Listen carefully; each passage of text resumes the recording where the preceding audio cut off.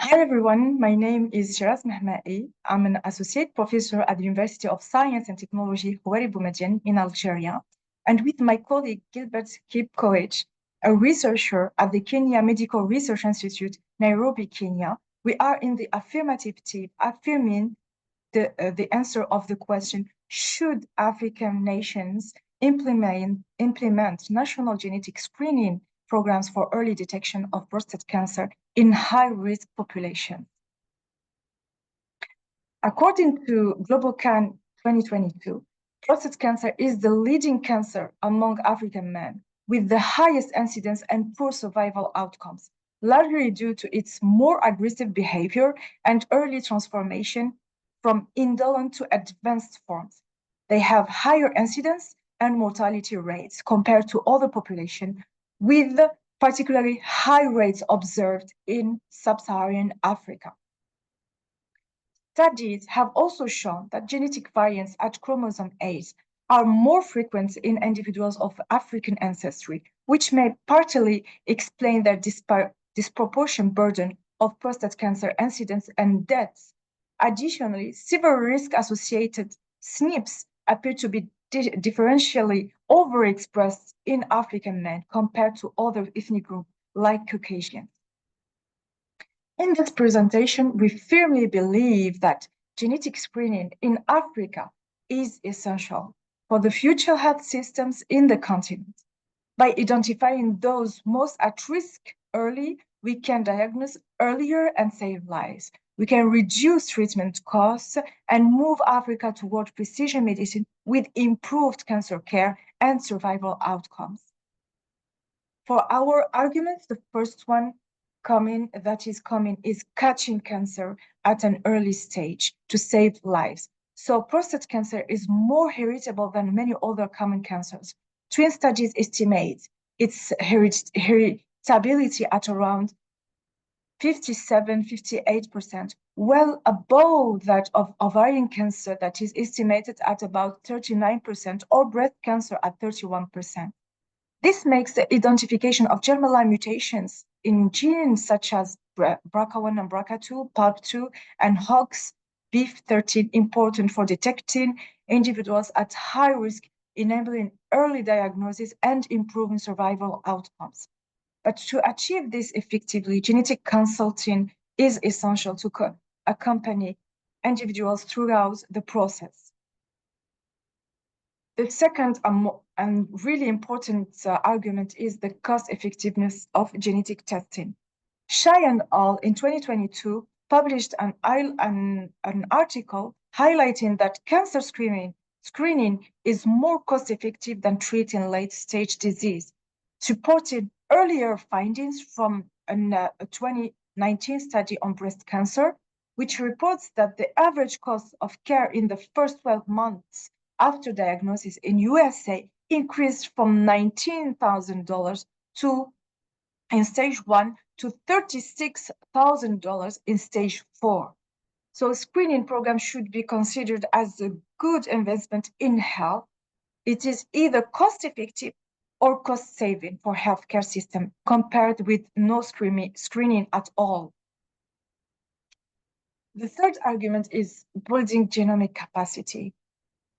By supporting Africa's initiatives, like this one, PAPERI of H3 Africa, and also expanding labs, bioinformatics, and training workforce. And in my opinion, the most important thing here is to build genetic databases for African populations, and also foundation for future precision medicine. Our last argument is the reducing health inequities. Most existing genomic data comes from European population, that is known, and limiting the accuracy of genetic risk prediction for African populations. This underrepresentation contributes to disparities in diagnosis, in treatment, and outcomes, particularly in prostate cancer, where African men experience higher incidence and mortality rates. By developing inclusive national genomic programs such as South Africa's National Health Act and expanding access to genetic testing and counseling, it becomes possible to deliver earlier diagnosis, more effective therapies, and improved survival across all groups, not just privileged urban population. In the rebuttal, we have the first opposition claim, which is about the insufficient data research. That was true before. Why genomic research in Africa has historically been limited, the continent now is experiencing rapid expansion and capacity building, with new initiatives making significant strides in advancing genomics. We have different projects. We can cite the H3 Africa that boasts more than 50 projects in 34 African countries with more than 100,000 study participants. We have also the Roche initiative on African Genome Program, which was launched to address the inequitable representation of African genomes and is sequencing more than 50,000 genomes from diverse African populations. And we have also the Yamashi biotech in Ghana. The plan is to build a cancer genome database with up to more than 7,500 patients record focused on African population. And we have many other projects like this. The second one is the weak health infrastructure. We need to know that in Africa, and we all know it, that in Africa we have two phases. We have a phase before pandemic, COVID-19 pandemic, and a phase after COVID pandemic. So COVID pandemic came with a great thing in Africa, which catalyzed a permanent shift in sequencing capacities, enabling it to move from having very limited genomic capacity to a continent-wide infrastructure with sequencing labs, regional hubs, trained workforce, and data pipelines, now extending beyond infectious diseases into cancer and precision medicine. And we can see we have all technologies, starting with new generation sequencing to long-read sequencing in different institutions, not only research labs and universities, but also in public health and hospitals. The third rebutable and the opposition claim is the risk of overdiagnosis and overtreatment. In any cancer, in any disease, we are always afraid of overdiagnosis and overtreating the patient. But in the case of genetic testing, studies strongly recommend that choosing wisely practices with targeted screening be urgent and urgently adapted and prioritized for groups at high risk.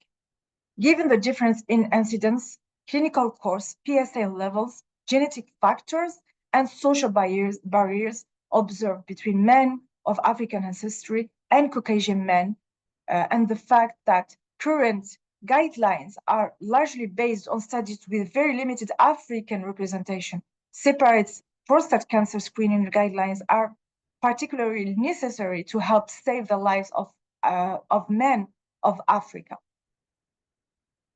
The last one is the cultural social barriers.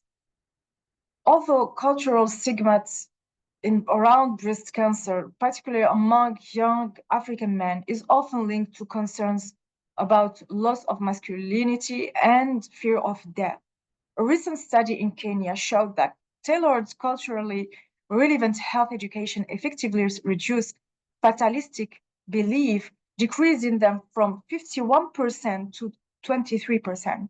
And studies have also shown that the introduction of precision medicine, a precision medicine navigator increased genetic testing referrals among Black prostate cancer patients from 19% to 58%, which is really high. In closing, prostate cancer is a silent killer among African men. It is important to emphasize that African nations, with all their genomic diversity, should consider national genetic screening programs not only for the early detection of prostate cancer in high-risk populations, but also to better understand the heterogeneity and diversity of the African genome in relation to this disease. We have some recommendations here. The first one is to start with pilot programs in high-risk population, invest in capacity building, promote public awareness campaigns to overcome the stigma around cancer, and foster regional collaborations. Thank you for listening. I'm open for any questions.